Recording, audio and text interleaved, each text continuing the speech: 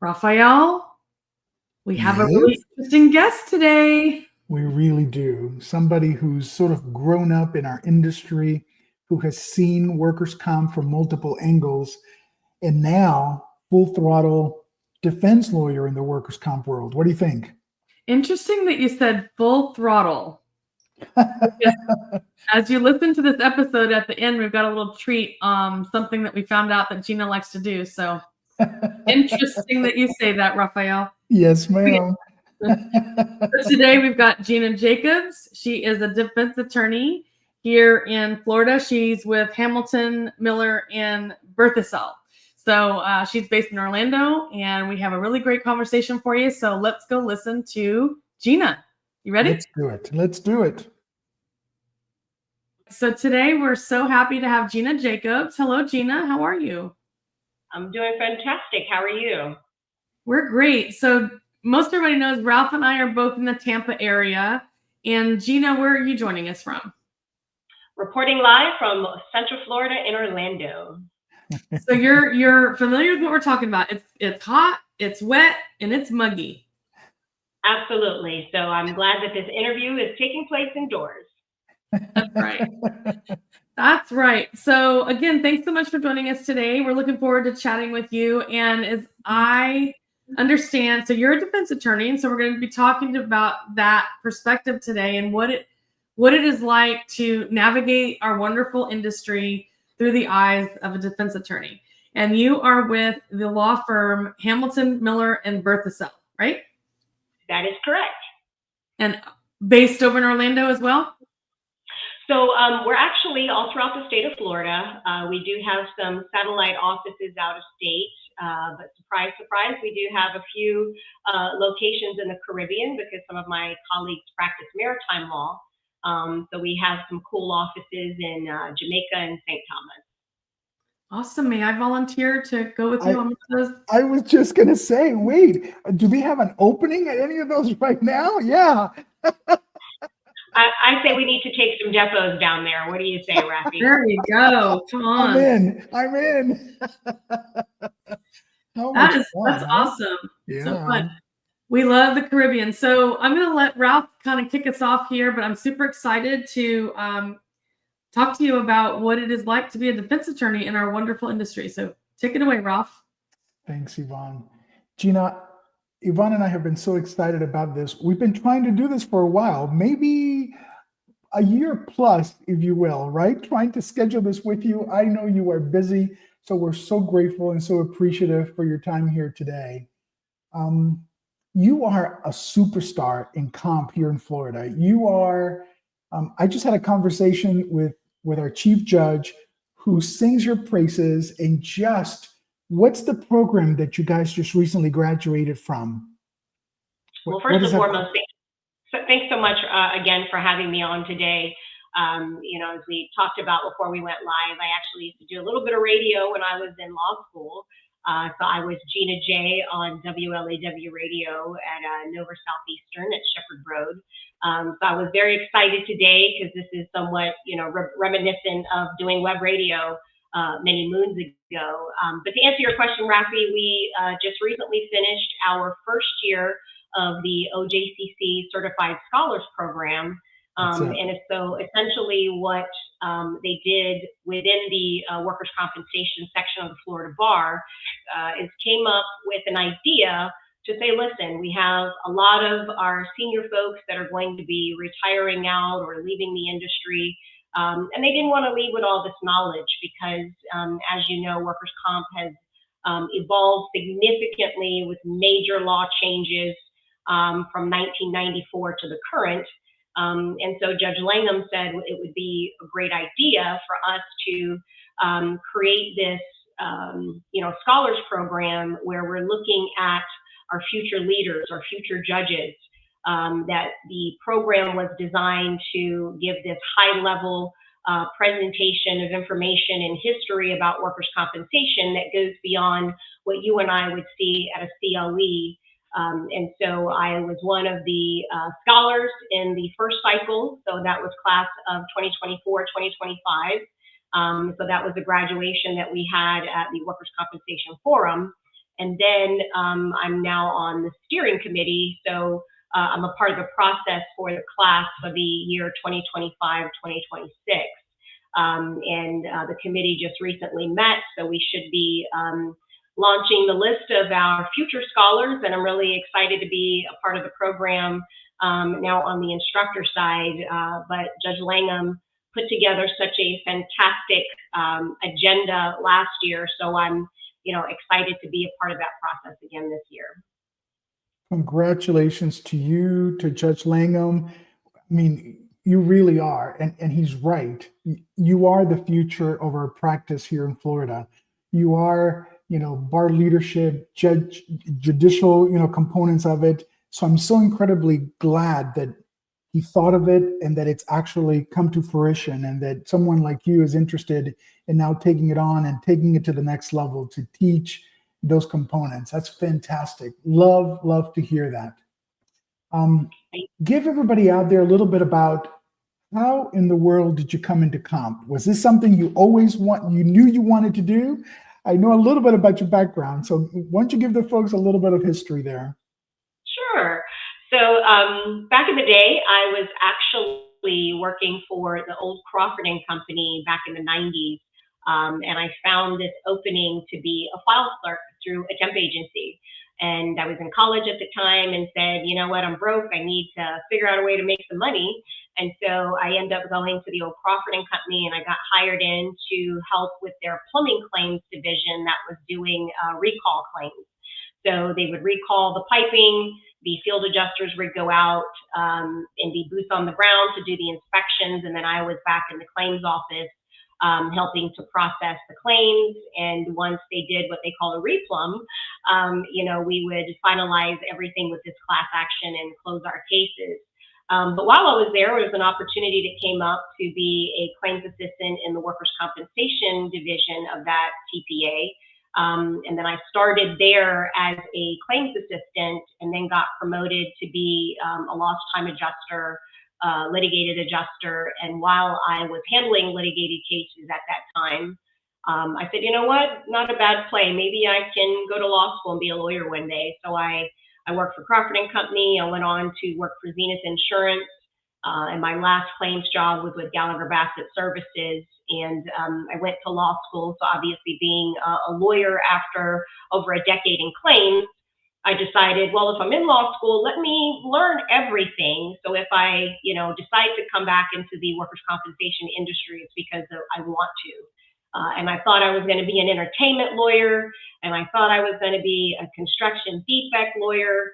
And I tinkered with a couple other things because I really enjoyed contracts, but ultimately my passion was in workers' compensation.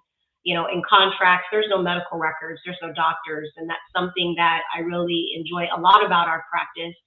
Anytime I hire someone that doesn't have a familiarity with workers' compensation, I always say we wake up every day and we have a JD, but we have to pretend like we're MDs because we have to integrate the law with medical information when we're dealing with causation. And what I also liked a lot about workers' compensation is that I knew I wanted to be a trial attorney, but I didn't necessarily want to camp out at the courthouse for, a trial that's been docketed for 45 days, like my boss.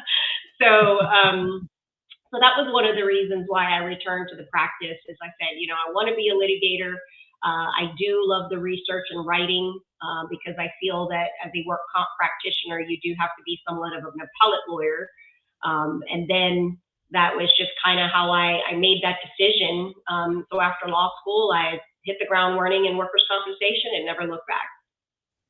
Fantastic. Have you always been in that Central Florida area? Is that always where you've practiced at? So I first started practicing in South Florida, and then shortly after that, relocated to Central Florida. I've got family and friends in the area, so it was a great place to, settle down as far as starting my practice. And what was also nice is pre-COVID, when everything was live, it was more convenient to drive from the center of the state, whether I was going to Jacksonville, Panhandle, Tampa, or even down to South Florida.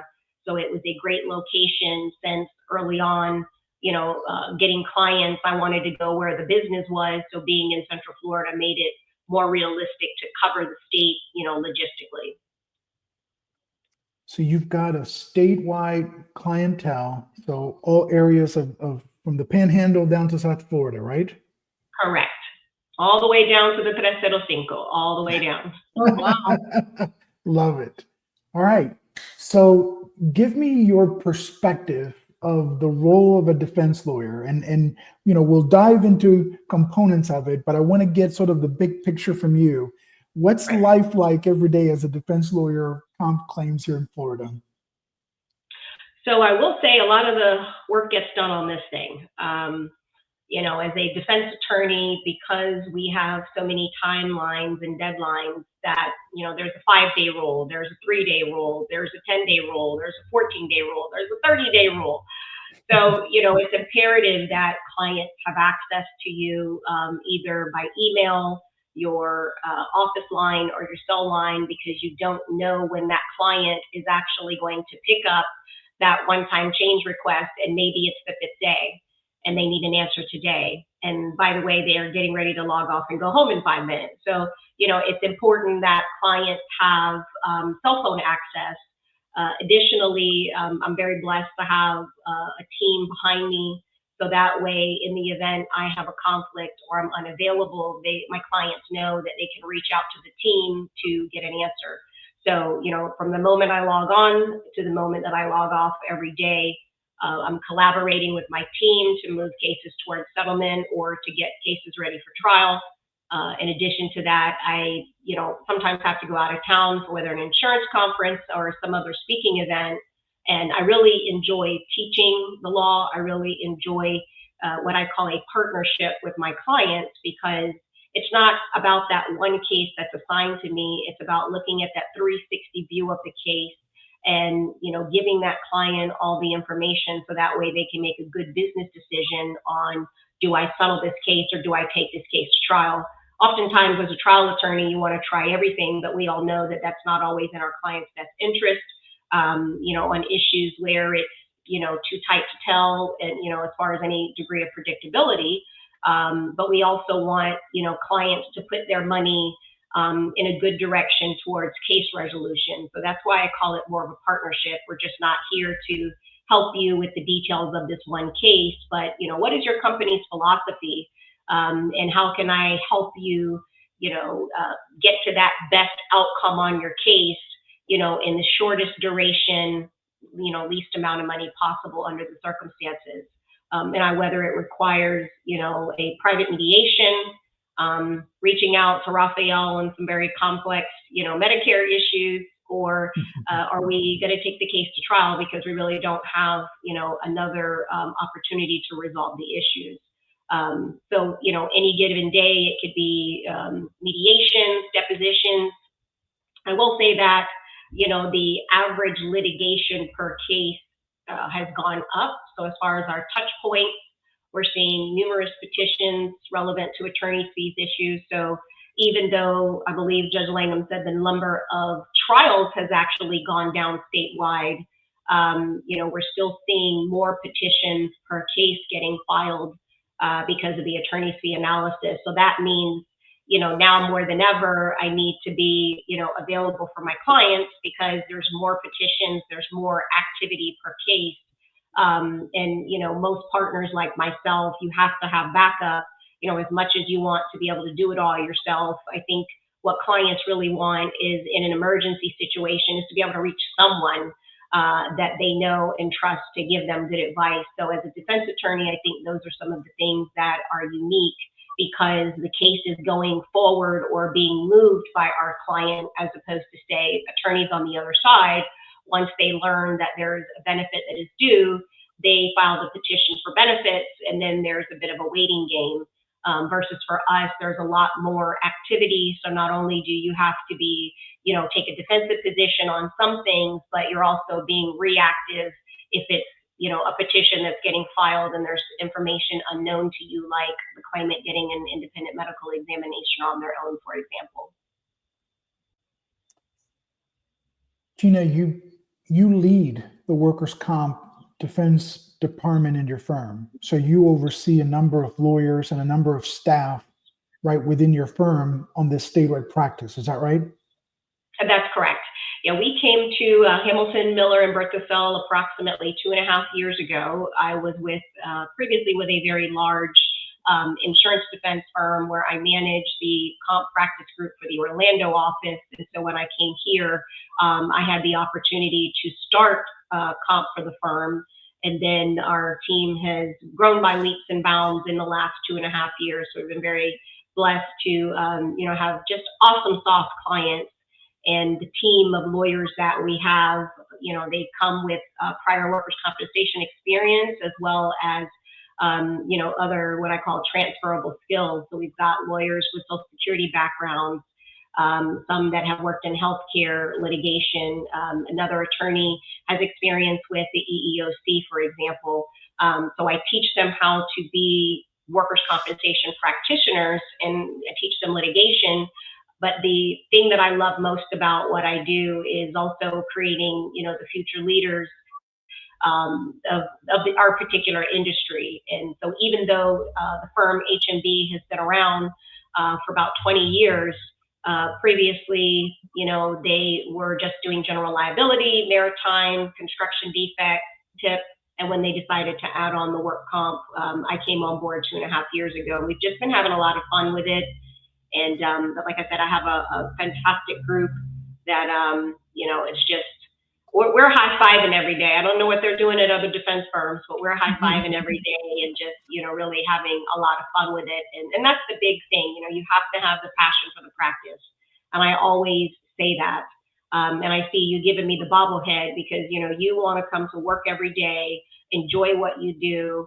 And, there are times when you need to take a little break so you don't kind of burn the candle at both ends.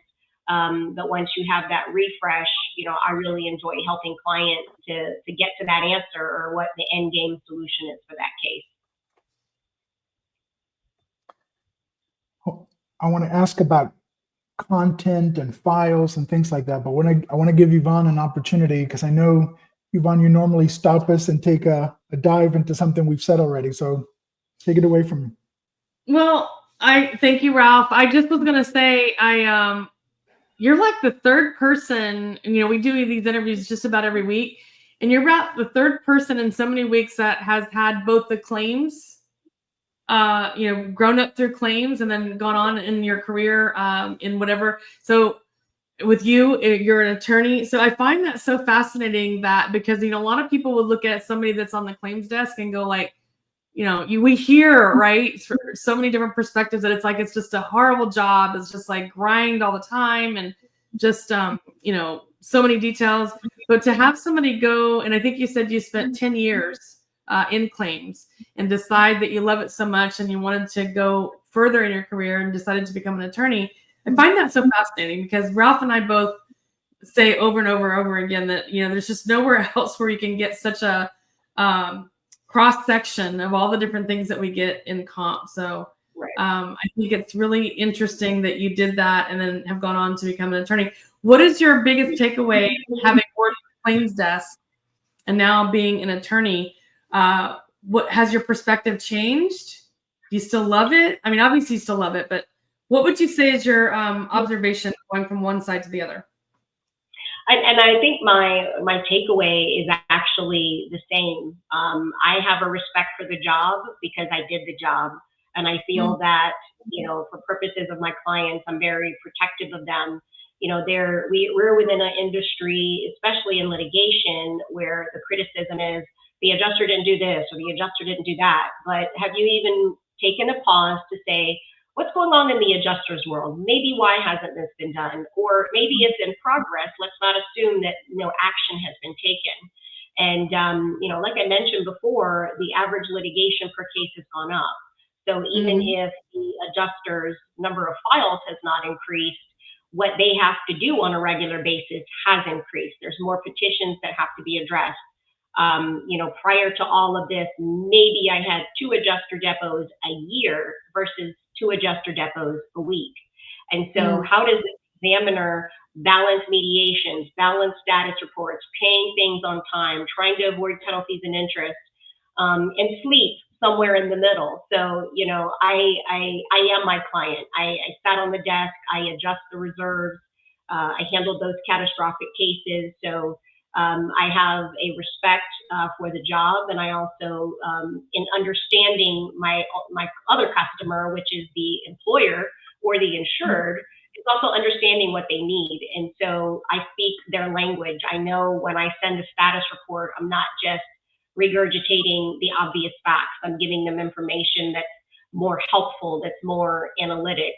And so I have, you know, I've kept that perspective, and, you know, I always joke around and say, hey, you know, if the lawyer thing doesn't work out in the long run, you could put me at a desk right now and I could, you know, pay some temporary benefits, take some recorded statements and do all the things. But, you know, I really respect the job. And, you know, that's why I enjoy being a defense attorney, is because I find that what I'm trying to do is help clients who already have a lot on their plate. So I think that's probably the best way to answer that. The takeaway would be, because of that experience, I have the right empathy to, you know, represent that client. Absolutely. I was just going to say, I bet you have more compassion for the claims adjusters than a lot of people do. A lot of people in your shoes do. I mean, we do know others, you know, Ralph, between the two of us, we know several other attorneys that started at the claims desk. So anyway, thank you, Gina, for your perspective. I think it's so important. The other question I have is, why do you think it is that the claims desk role is so misunderstood? It's got such a negative, and I don't want to bring the negative to it, but, you know, what we try to do in this podcast is highlight the unknown, right? So that people have a better understanding. Why do you think there's so much negativity surrounding that role in our system, the claims adjuster role? You know, perception is reality. And so there's this perception that it's not being done correctly. So then I feel like that perception has just carried. Oftentimes we may get, you know, on the 440 Daily Reporter, we see a final compensation order that speaks to something that the employer carrier did or did not do. But we also have to recognize there's a defense attorney behind the scenes that's giving a recommendation, but then there's also an employer or an insured client that, say they're self-insured, and the adjuster says, well, I think we need to pay this, and the client says, well, let's look at some other options. We have to also realize there are other stakeholders, you know, in that transaction. So we can't assume that it's just the adjuster that has, you know, provided input on those issues. And so I think there needs to be, you know, and again, I don't know what the silver bullet is, but there needs to be something that's done to, you know, recognize that these adjusters are doing the best that they can, you know, and sometimes they don't have all the resources that they need behind the scenes. And so it's, you know, what can we do to help them in their unique circumstances to get the job done? And I think, again, you know, because litigation has gone up, there's this, you know, preconceived notion that, well, the adjuster didn't respond to my petition within, you know, 24 hours, so now I need to take the adjuster's deposition. You know, I've got 14 days to respond. It's, you know, 30 days before the attorney's fees attach. Why are we already off to the races on a deposition? You know, so, and there's some lawyers that they do discovery just to be doing discovery, you know, litigating just to be litigating, I say. You know, you can even have a scenario where the client is paying all the indemnity correctly, all of the medical benefits have been timely delivered, and yet they're still having their deposition taken, and there's not even anything that comes out of it. So, you know, when we evaluate that adjuster that, you know, has to make that 3-point contact in 24 hours, and, you know, there are times when we see outside of litigated cases where there's a lot of hand-holding that is never seen. You know, some of these cases don't litigate for a year and a half, 2 years, 3 years later. Where is the credit or the applause for the adjuster that was helping that injured worker up until that point? But again, I think, you know, there's this stigma that there's something wrong, the adjuster's doing something wrong, or, you know, we may see case law examples of where an adjuster or a nurse case manager really ran out of their way and did some bad things. But, you know, that happening in 2025 is highly unlikely, because we now have case law examples that teach us what adjusters and nurse case managers should not be doing. But again, I think for some people, you have this, this kind of negative, idea that they're up to something sinister, and it's not. Sometimes they're really busy and doing the best that they can to, get to everything in a timely fashion. And I'm sure if you went through your, client list, every last one of them are probably hiring, looking for talent, and there's no talent out there. So that means that the examiners that are already with caseloads are likely probably having to carry more until they find someone. And I know Rafael and I have been on other panels where, how do we tap into the school system around us, or, other resources to attract folks to the industry. And it doesn't help that there's this negative, attitude towards claims adjusters. I mean, I know some adjusters that they do such an excellent job, they should go on to law school because they're so good at what they do. So, but yeah, I agree. There is this negative connotation, but I don't see folks out there, giving a standing ovation for those that are working hard. There is a group in particular under Bloom, Ozzy and Mari Diaz, that they have an annual Excellence Award ceremony. And I think that's one of my favorite things, because it's kind of like, the Academy Awards for adjusters every year. And I do have the opportunity to host that. I've been doing it for over 10 years now. And nothing, excites me more than saying, and the adjuster of the year is, or, the nurse case manager of the year is. I mean, that's important to do.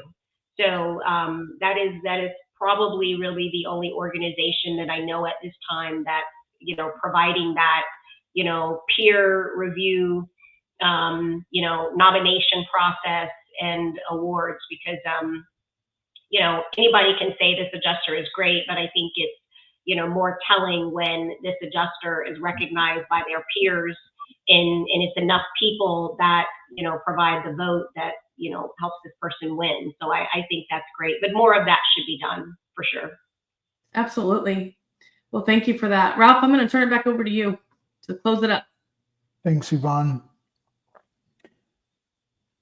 In a perfect world, Gina, you would get the file right after the accident. You would get all of the records you need. Everything would be beautiful in front of you, but that seldom happens, right? So sometimes you get the file way late in the life of the claim. Sometimes you get some of the records. Sometimes they're not, available to you.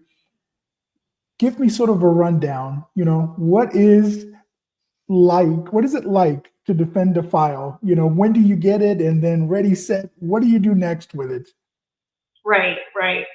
So obviously, because of that good old 120-day rule, I'm digging through the files to see what kind of time bombs we have, right? Where are we as far as, the date of accident? What was the date of that MRI? What was the date of that initial specialist evaluation?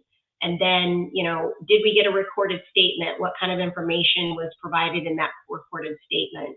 And really, it's just kind of, playing what I call, workers' compensation special investigations unit, where we're trying to put the pieces of the puzzle together, just to see, what are the claims, and what are our defenses? And then, is this a case that the client wants to get in there and assess it for, private mediation? Is it a case where we've got some good information and now it's time to tee it up for trial?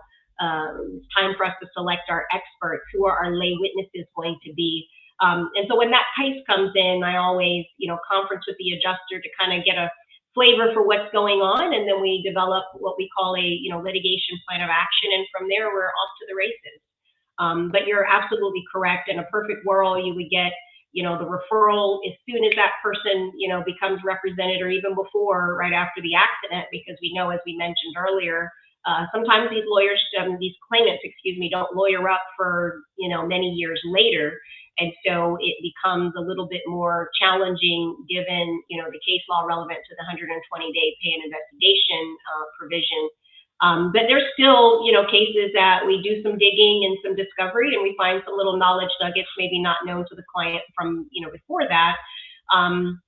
And we take that information to, come up with the best strategy for moving the claim to a resolution. I mean, listen, all of our clients, want to get in, assess the issues, and to close the case as quickly as possible. But sometimes that's not always feasible, because if you say, opposing counsel, let's settle it today. Okay, I want $1 million. I want $500,000, but that also means maybe we need to do some discovery in order to get it to where it's not, cost prohibitive by them doing a settlement. And it's making sure that when it's time to settle, we have, done our due diligence specific to a Medicare set aside, CMS approval, doing our lien searches, and making sure that we have all of that information ready to go when it's time to settle the case. It has gotten complicated, hasn't it? There's so many different layers. And early on, I think you were telling us about some of the skill set that your various lawyers have. It's gotten to that point where we need various skill sets outside of workers' comp to help us defend that workers' compensation case. It has truly become a really, really difficult area because it touches on so many others, doesn't it? And it does. And I would say of my practice right now, about 95 to 97% of my practice is workers' compensation. And then there's the other percentage where they are premises liability cases. And I do a little bit of workers' compensation immunity defense. So I'm in circuit court, and now I'm dealing with different issues. So I'm no longer before a judge of compensation claims. Now I'm in circuit court trying to speak workers' compensation to a judge that maybe sees this type of fact pattern on a motion for summary judgment maybe once in his lifetime, right? And also sometimes those cases come in pre-suit, and it's assessing the issues, what are the pros and cons of that fact pattern as far as workers' compensation immunity is concerned. And so that even requires, additional skill, because your average workers' compensation practitioner, being a lawyer on the claimant side or the defense side, may not have encountered these types of issues and don't have that information. So it's important that, when we get the case, we also steer clear of some of those issues. And then if it comes in where that's already an issue, now it's, how do we help the client get that case settled? So I'm a GL attorney, I'm a work comp attorney. Sometimes I got to play employment attorney if there's a, wrongful termination claim. Then I got to play doctor, because now I need to depose this doctor on a medical causation issue. We need to talk about apportionment, heaven forbid. So, as a work comp practitioner, you really have to pivot in, all of these different disciplines. But like I said, I do enjoy it. Some days it's a little cookie crazy, but I think that's the part of it that helps me helps me feel alive, right? I really love that part of it. Love it. Just love it. And you're good at it, Gina. You really are. You're something amazing to watch. I'm trying my best. Yvonne, what do you think?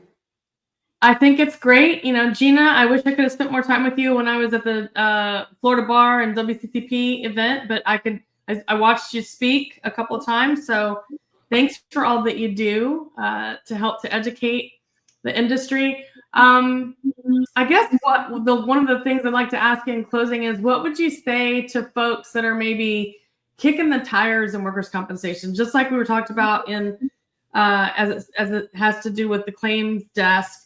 There's just this negative energy around our industry, and we really want to kind of shake that off. What would you say to folks that are thinking about entering this industry? Like we're always talking about, so Ralph's done a better job than me.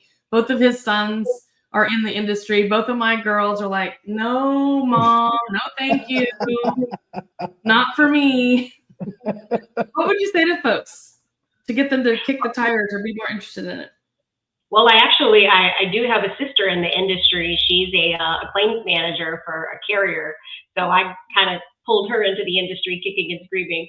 But, I think what happens is like those around you that are, undecided, I told my sister, I said, why don't you just go ahead and take your all lines license, see if you pass, and kind of poke around just to see what, some of your, opportunities are. And she did exactly that, passed it the first time, and, went from, different carriers and PPAs. And one of the things that she loves about her job is the flexibility of being able to work hybrid. And, to have a professional career that there's definitely opportunity for upward progress. And that's important. But one of the things that I think is most important is that everybody needs to have a mentor. Everybody needs to have someone within the industry that's going to help to point you in the right direction, especially if, you have the goal of reaching the C-suite one day. Who is going to be that person that helps to mentor you and be your champion as you're kind of navigating this industry? Because there's a lot to this industry. So even though we are, as far as the Bar Association, we're a smaller bar, but we are very small but mighty. And it's the same thing with workers' compensation on the insurance side. But most times, workers' compensation for a business may be more of their exposure than, say, what they pay out on their GL claims. So it's knowing what you like and trying to find that avenue within the industry to connect with, because maybe you should be more on the broker side. Maybe you're more of a claims person. You want to be hands-on helping people. Are you someone that enjoys the litigation? Maybe you go on to be a lawyer, or you could be a medical case manager, that you are doing case management within the hospital system, but now you actually want to leave the hospital system and now be more hands-on with helping to coordinate patient care. So there's so many other industries that provide a crossover, and it's up to us, to get out there to get that message across that, hey, workers' compensation is a really cool industry. There's a lot of opportunity. And just opening those doors to help people to connect, so then that way they can, find some interest and maybe join us in this industry. I'm telling you, Ralph, remember that idea that I have that keeps banging around my head? I've been saying for years we would love to do something at like WCI, one of our big conferences, where we have like America's Got Talent, but it's workers' compensation's got talent. I think we just have to show the world that we've got some cool folks, because we know it, right? And those of us that are in it know it. And anyway, I just think there's a lot to share. We're gonna have to figure out a way to make it sexy or cool.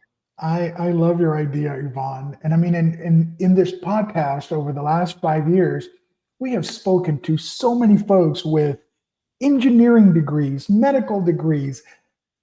Give me a couple other, Yvonne, like really out of the ordinary, that we think, wait, what are you doing in workers' comp?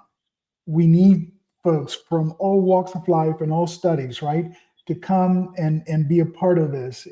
And it works. And maybe it works better because of that. Right. We've learned that. That's absolutely. Yeah, there's been a lot. Yeah, I can't think of all of them, but like we had somebody that was in football. We had somebody that lots of people that set out to be medical doctors that became lawyers. Yes. It's been very interesting.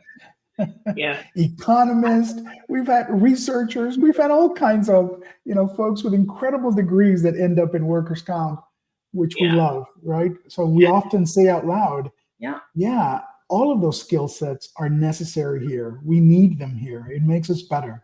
Absolutely. Absolutely. I agree. Gina, we're grateful for you and your skill set, all that you do. You really are. I've said it before, you're a superstar. I can see why the college chose you, the certified scholar, because you really are. Your knowledge, your history, your historic component of the desk to bring it to the job that you're doing today, defending employers and carriers. How incredible is that? How needed is that? So I really am. Both of us are fans. Both of us really enjoy watching you. We watched you, as Yvonne indicated, at WCCP, your presentation during that women's panel. What an amazing, that was so powerful. It was so incredible. I really, really enjoyed your input, your angle, where you came from, your experience, and what you added to that. So grateful for you and all that you bring to our table, if you will. Absolutely. And like I said, workers' comp, it's a fantastic practice to give you that really good, work-life balance. Our trials, as an attorney, you may be in a final hearing for a couple hours, half a day maximum, and it gives, a lot of the moms out there and folks that have, other hats that they wear outside of the courtroom, an opportunity to have some really good work-life balance, working Monday to Friday, or having that flexibility that if they have something going on during the week, they work on the weekends. I always say I work really hard for my 2 dogs, so I can have time to play with them on the weekends. But like I said, it's a great industry for folks that wear many different hats.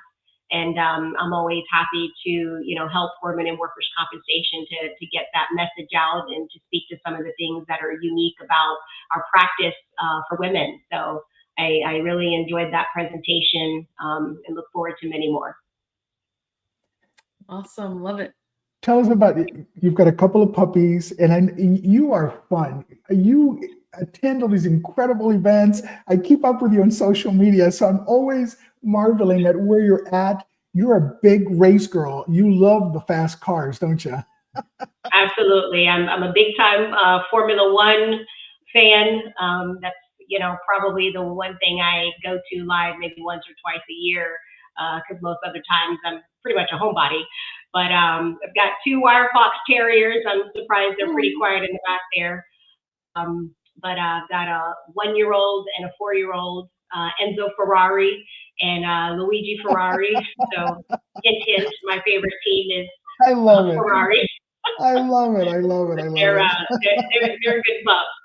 But, my Dallas Cowboys aren't doing too good right now. So I find that I, can, focus on Formula One without having to cry all the way through it, I wasn't going to go there because I know you're a big Dallas fan. And, just like my Seminoles, we've had better days, Yeah. It's just my better days were 30 years ago. Well, I'm from Texas, so I used to be a Dallas fan, but I've sworn off professional football altogether. I just done with it. It's better for your health, I'm sure. It is better for my health. My husband gets a big kick out of. He watches those reaction videos of people like when they were close to getting in the playoffs and they're smashing their TVs and tearing all their Dallas stuff off the walls. He loves that. I'm not going to say I haven't been close, okay? Ay. Well, listen, Gina, it's been a pleasure talking with you. Thanks so much for taking time out of your busy schedule to talk with us today. We really appreciate it. Absolutely, and thanks again for having me, and have me back anytime. I enjoyed it. Thanks again. Awesome. Well, until we see you next time, hasta luego. Arrivederci. Arrivederci.